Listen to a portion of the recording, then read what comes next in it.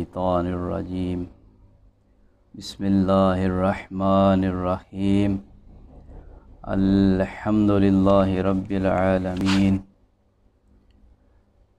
الصلاۃ والسلام علی اشرف الانبیاء والمرسلین وعلی آل بیتہ الطیبین الطاہرین المعصومین ولعنۃ اللہ علی اعدائہم اجمعین اما بعد فقد قال اللہ تعالی فی محکم کتابہ و متقن خطابہ بسم اللہ الرحمن الرحیم انا انزلناہ فی لیلۃ القدر۔ خداوند متعال اپنی عظیم اور لا ریب اور بے عیب کتاب میں فرما رہا ہے کہ یہ قرآن مجید وہ کتاب ہے جس سے ہم نے لیلۃ القدر میں نازل کیا۔ اب سوال یہ بنتا ہے کہ قرآن مجید دفعتاً نازل ہوا یا تدریجاً نازل ہوا؟ اگر دفعتاً نازل ہوا تو کہاں اور کس پر؟ اس کا شافی جواب انتہائی تحقیق طلب ہے، اس لیے کہ ایک طرح مسلم ہے کہ قرآن مجید 23 سالوں پر، اس کا نزول 23 سالوں پر محیط ہے، لیکن دوسری طرف ہمارے پاس کچھ آیات ایسی ہیں جو اس بات پر دلالت کرتی ہیں کہ قرآن مجید دفعتاً نازل ہوا ہے۔ وہ آیات جو اس بات پر دلالت کرتی ہیں کہ قرآن مجید تدریجاً نازل ہوا ہے، ان میں سے سورہ فرقان کی آیت ہے جس میں خداوند متعال فرما رہا ہے بسم اللہ الرحمن الرحیم وقال الذین کفروا لولا نزل علیہ القرآن جملۃ واحدہ کذالک لنثبت بہ فؤادک ورتلناہ ترتیلا۔ اے رسول، یہ کافر آپ سے کہتے ہیں، کافر کہتے ہیں کہ یہ قرآن ایک بار نازل کیوں نہیں ہو جاتا؟ وکذالک، اور ہم نے اسے ٹھہر ٹھہر کر بیان کیا، لنثبت بہ فؤادک، تاکہ آپ کے دل کو تقویت پہنچے، ورتلناہ ترتیلا، اور ہم نے قرآن کو ٹھہر ٹھہر کر پڑھ کر سنایا۔ قرآن مجید کی ایک اور آیت جس میں جو تدریجی نزول پر دلالت کر رہی ہے، قرآناً فرقناہ، یہ قرآن وہ کتاب ہے جسے ہم نے جدا کر رکھا ہے، لتقرأہ علی الناس علی مکثن، تاکہ آئے رسول آپ اسے لوگوں کو پڑھ کر سنائیں ٹھہر ٹھہر کر، ونزلناہ تنزیلا، اور ہم نے قرآن کو بتدریج نازل کیا ہے۔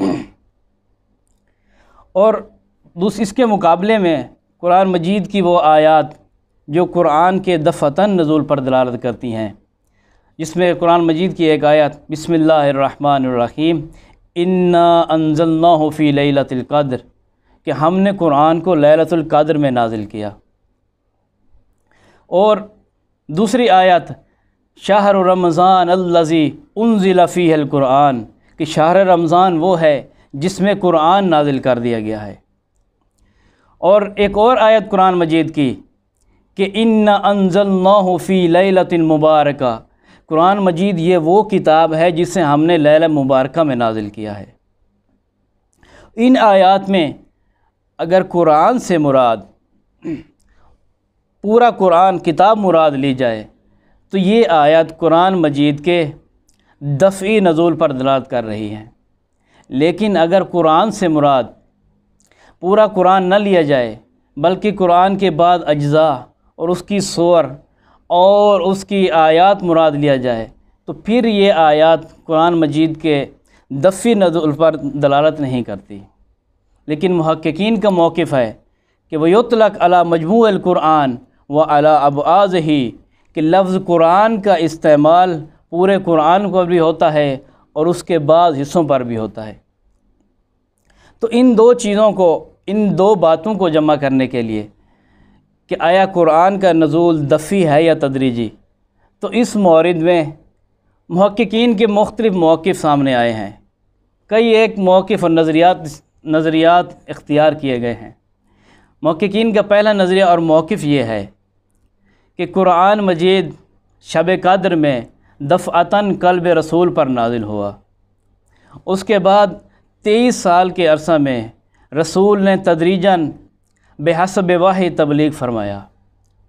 دوسرا قول یہ ہے کہ قرآن مجید دفعتاً شب قدر میں آسمان اول، بیت معمور اور بیت العزا پر نازل ہوا۔ اس کے بعد تدریجاً قلب رسول پر نازل ہوا۔ تیسرا قول یہ ہے کہ قرآن مجید شب قدر میں نازل ہوا اور اس کے بعد بالتدریج یہ نازل ہوتا رہا۔ محققین کا چوتھا قول یہ ہے کہ قرآن مجید 2 بار نازل ہوا، ایک دفعہ خلاصے اور کلیات کی شکل میں شب قدر میں قلب رسول پر نازل ہوا، اس کے بعد بالتدریج تفصیلات کی شکل میں قلب رسول پر نازل ہوتا رہا۔ اور اس کی دلیل یہ ہے کہ قرآن مجید کی ایک آیت لاتے ہیں کہ بسم اللہ الرحمن الرحیم، سورہ ہود کی آیت ہے، کتاب احکمت آیاتہ، کتاب احکمت آیاتہ ثم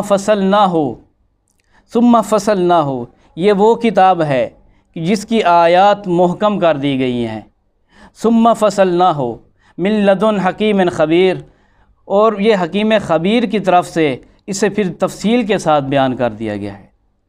اور محققین کے اس قول کو بہت زیادہ سراہا گیا۔ والحمد للہ رب العالمین۔